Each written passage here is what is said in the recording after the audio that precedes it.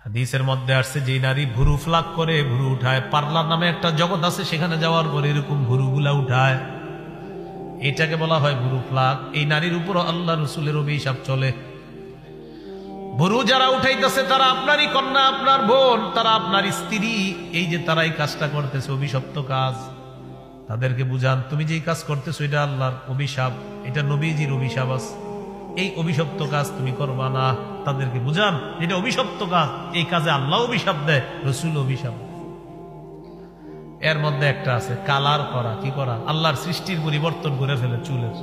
ছেলেটার বয়স মাত্র 21-22 বছর, হে সাদা চুল বানায় লাল চুল বানায়। আরে ঘটনা কি? লাল চুল তো আমগো দাদার, সাদা চুল আমগো দাদার, আপনার চুল সাদা কেন? অসুস্থ নাকি?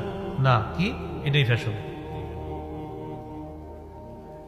ইবলিস আল্লাহর কাছে চ্যালেঞ্জ করছে, ওয়ালা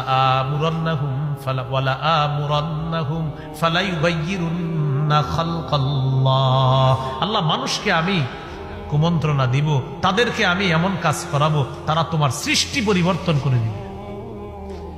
এখন কোটি কোটি টাকা খরচ করে আপনার সৃষ্টির পরিবর্তন করা হচ্ছে, কোটি কোটি টাকা খরচ করে দেখবেন জিহ্বা নাক টাক কি করে ফেলতেছে, কোটি কোটি টাকা খরচ করে।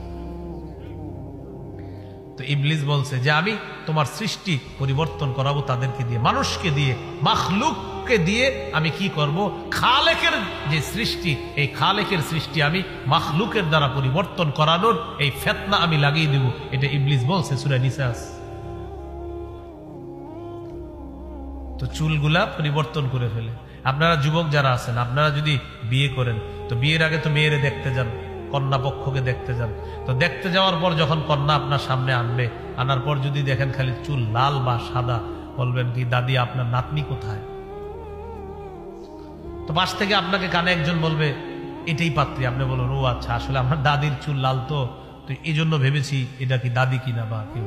শরম লজ্জা থাকলে জীবনে আর চুল কালার করবে না। হ্যাঁ ঠিক আছে, আর ঠিক তো ঠিক আছে, বাকি ছেলেরাও কালার করে। কোন মেয়ের সামনে যদি এরকম ছেলে পরে, মা বোনরা আমার বয়ান যারা শুনতেছেন মাইকে শুনেন, আপনারে বিয়ে করার জন্য কোনো ছেলে আসছে, আর যদি দেখেন খালি চুল সাদা লাল, বয়স মাত্র তার 22-23, একটা অসুস্থতা, এটা ভিন্ন বিষয়। কিন্তু 25-26 বছরে বুঝাই যাচ্ছে যে সে চুল কালার করছে। আপনিও বলবেন দাদা আপনার নাতি কোথায়? সরাসরি কেন? পাশ থেকে কেউ বলবে এটাই পাত্র, তখন আপনি বলবেন আমার দাদার চুল সাদা, এই জন্য আমি ভাবলাম সাদা কিনা। এই যারা বেশিরভাগ টিকটক ইত্যাদি করে, বেশিরভাগ দেখবেন চুল সাদা করবে, আর এটা যুব সমাজের মধ্যে আপনার পুরা ভাইরাসের মতো ছড়ায় দিচ্ছে। তো এগুলো আমরা করব না, বলেন ইনশাআল্লাহ। এই 31শে ডিসেম্বর, কালকের পরের দিনই দেখবেন মানে এমন এক অনেকের এমন অবস্থা, কি ভাই আপনার কি হয়েছে, কি হয়েছে বুঝতেছি না, এরকম একটা অবস্থা। কি পাগল হয়ে গেছেন? আসলে কি যে হয়েছি এটাই বুঝতেছি না, এরকম একটা ভাবসাব থাকবে। মানে হে যে কি করবো, বাইরেও লাইতে পারে আপনার, এরকম একটা ভাবসাব। 12টার পরে আমরা ঢাকা গিয়ে ঢুকবো, আরে এই সেই না, এই দিক দিয়ে না, ওই রাস্তা না, ওটা দিয়ে ঢুকেন, ওখান দিয়ে যান, এই দেন। মানে বিভিন্ন রাস্তার গলি বন্ধ পাবো, কেউ খেলতেছে, গান চালাইতেছে। ওই যে বললাম 4টা বাজে তাহাজ্জুদ পুরা ঘুমাবে, এরকম গান টান চালায়, বাস এই রাস্তায় ঢুকতে দিবে না, ওইটা দিয়ে যান, ওইটা দিয়ে দিবে না, আরেকটা দিয়ে যান। আরে ভাই হইলোটা কি? ও পাগল হয়ে গেছে।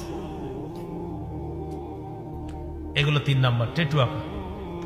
4 নাম্বার আতশবাজি করা। আতশবাজি শুধু যে হ্যাপি নিউ ইয়ারকে কেন্দ্র করে হয় তা না, এটা বিয়ের সময়ও হয়, এটা গায়ে হলুদের সময় হয়, এটা ঈদের আগের রাতেও হয়। এগুলা করবেন না। আপনি যখন 4-5 জন আতশবাজি ফুটাবেন, এলাকার যে মুরব্বীরা শুয়ে থাকেন হঠাৎ লাভ দিয়ে ওঠে, কিরে বাবা দেখতো কি হয়েছে, ভয় পায়। বাচ্চা সন্তান ছেলে মেয়ের লাভ দিয়ে ওঠে, কি হলো, মা বাবারে জড়ায়া ধরে, ভয় পায়। সূরা আহজাবের 58 নম্বর আয়াতে আল্লাহ বলেন ওয়াল্লাযীনা ইউযুনাল মুমিনিনা ওয়াল মুমিনাতি বিগাইরি মাকতাসাবু ফাকাদ ইহতামালু বুহতানাও ওয়া ইসমাম মুবিনা।